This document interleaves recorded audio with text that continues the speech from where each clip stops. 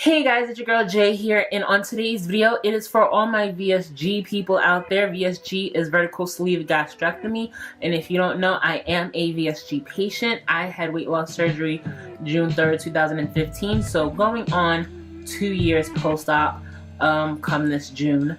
But these are my new 5 tips for VSG patients. 5, okay, that's a short finger. 5 tips for my VSG patients out there. If you haven't already done so, please hit that subscribe button and hit that little bell also to get notified when I do finally decide to upload videos, when I decide to stop being lazy, and when I decide to actually put in the work. Thank you guys for watching, and let's get this video started, shall we? Alright, the number 5 tip that I have for all my VSG patients out there is to make sure you go to your PCP regularly. Alright, I can't express this enough. Don't go get the surgery thinking it's a quick fix and you don't do any follow-ups afterwards. I go to my primary care doctor once a month, and she checks and she makes sure to make sure I am doing well. I go once a month. I get blood work every 6 months to make sure all my vitals and everything is well, and that she doesn't have to readjust anything for me, because it's a major surgery that you had. You altered your stomach so you could stop overeating, and this surgery was a last resort for me, and I know it's a last resort for a lot of you. So make sure all this hard work has not gone in vain. Please go to your PCP, your primary care physician, and please get checked at least once a month to make sure everything with you, your blood pressure, your cholesterol, your heart, this, that, and the third, to make sure that everything is working how it's supposed to be. Because we're not eating as much and we're not getting all the nutrients and vitamins that we should be, so it has to be monitored closely. And make sure you drink your water as well. So that's a little side tip. Tip number 4, to piggyback off of seeing your PCP once a month, make sure you take your vitamins. You gotta take your vitamins. Make sure that you are getting your daily vitamins, your iron if you're taking it, your B12 for your energy, your calcium. Your calcium is very important because that's for your bone health. Yeah, I just can't stress enough about taking your vitamins. I get a daily vitamin. I have a prescribed daily vitamin with B12 in it. So that's the only, and I take calcium pill also, 2 calcium pills a day also. So, and then I go to my doctor's appointment once a month, and when she checks my blood work, she's fine with it. You have to take your vitamins. It's a ritual that we have to do since we did this thing to make us live longer, to help us thrive in this very image conscious world. We did this thing so we could live, and you don't want to put any of that in vain and like all that hard work down the drain because you didn't take your vitamins. Vitamins are important. Even if you didn't have surgery, make sure you take your vitamins, because you need the iron, you need the calcium, everything. You need that to survive, basically. You don't get enough. You can get a lot of it in the food, but if you're very picky, or if you're a vegetarian or a vegan, they say a lot of the stuff you do get left out. So make sure you take your vitamins so you can get all the nutrients that you need. Make sure you do your research. Just don't be taking any old vitamins just to be taking vitamins, okay? Number 3, make sure you walk more. It's exercise. You don't have to go hard body in the gym. You don't have to weight train to failure. You don't have to even own a membership. Make sure you walk. They emphasized at the bariatric place at Ebates Hospital Medical Center where I had my surgery, the nutritionist there emphasized walking. 30 minutes of vigorous walking, even if it's cleaning your house for 30 minutes, make sure you get your heart rate up. because the heart is a muscle and you don't want to weaken your heart muscle.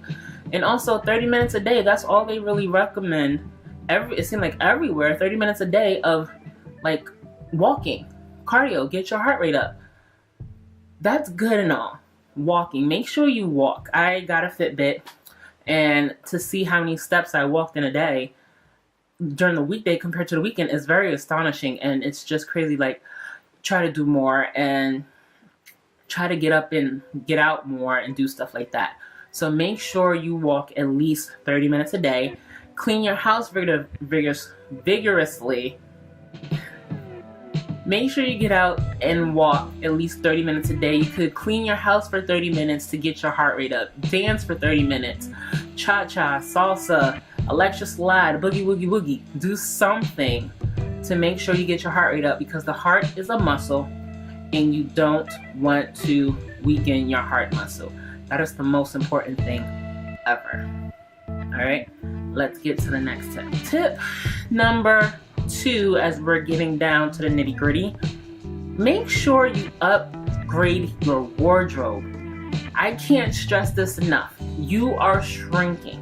Yes, you don't want to buy clothes every single month. I get that. You don't want to spend the money. You don't want to spend the money, or you don't have the money to spend on new clothes every single month. But, this is a major but, you don't want to continuously swim in your old clothes.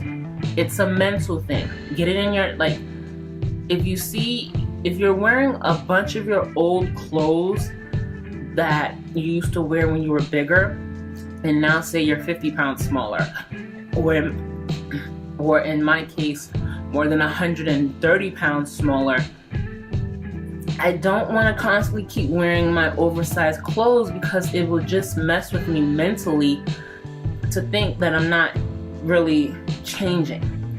When you get clothes that fit you, it's a big moral booster. I am telling you from facts. It happened with me.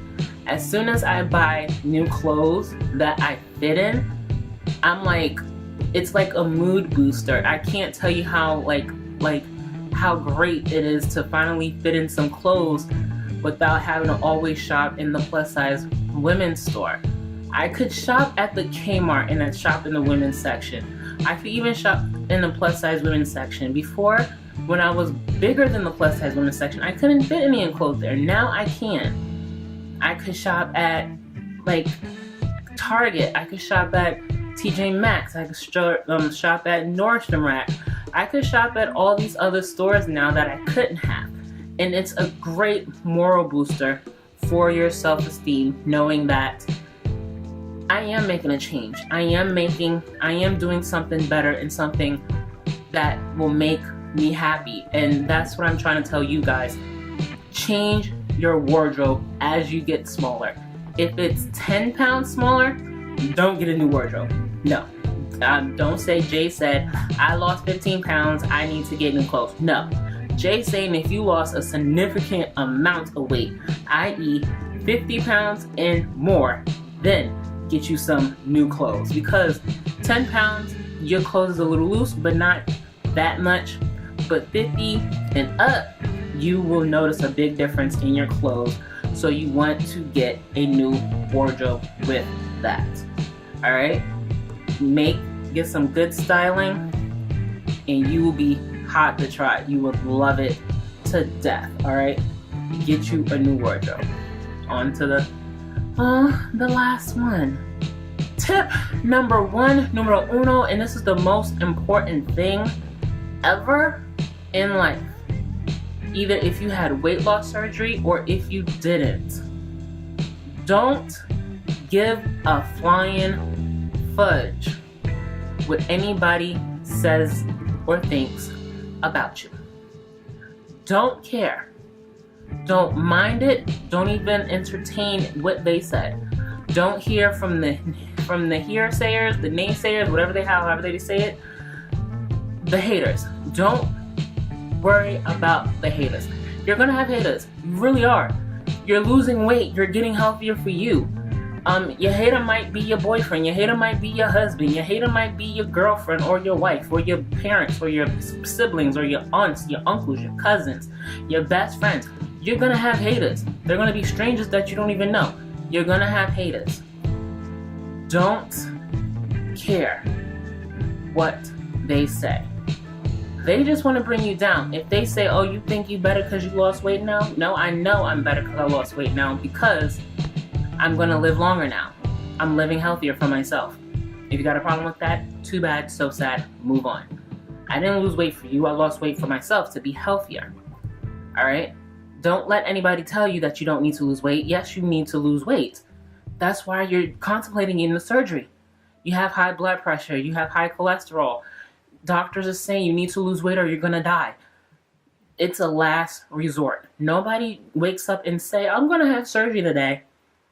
That's not plastic surgery. A lot of women and men look into this type of surgery, these types of weight loss surgeries, for a long time before they finally make the decision that I'm going to make the change for me. So don't let anybody tell you that you don't need surgery. Tell them, I don't need your opinion because I didn't ask for it. But like my dad always used to say, an opinion is like an asshole. Everyone got one. But don't pay attention to what they're saying. They're just hating. They're thinking, oh, that's the easy way out. No, boo, it's not. To take off 2 to 3 weeks of work, to do 2 to 3 weeks of no eating food, and then another 2 to 3 weeks after of no eating food, that's a whole month of nothing but liquids. And then you gotta, why can't you just do diet and exercise? I tried that. It didn't work. I need something this is a tool. Oh, that's just the easy way out. No, it's not. It's not easy. It's really not easy. And that's what a lot of people don't understand, is that weight loss surgery is not an easy way out because it's not an easy decision. Weight loss surgery is not an easy way out, so don't let anybody tell you it is, because it is not. If they're saying that's just the easy way out, tell them, if it is, why aren't you doing it? Oh, I don't know. Just tell them to mind their business, because it's none of their business of what you do for you to be happy. Because it's none of, they're not paying your bills. They're not your life. You know what I mean? So don't listen to the haters. Don't listen to the naysayers. Just do you and be happy. Alright guys, so those were my 5 tips. Everything from you gotta see your PCP, you gotta take your vitamins, to don't listen to all the haters and the naysayers, because they're not paying your bills. They're not living your life. Only you're living your life, and only you could say what you want to do and how you do it. Alright? So, I'm going to leave that right here. If you like this video, please hit that thumbs up and leave a comment down below. If I missed out a tip, if I missed out a suggestion, or if you have a little tip of your own, leave it in the comments down below. And like always, be blessed, be safe, and have a good night, guys. Later.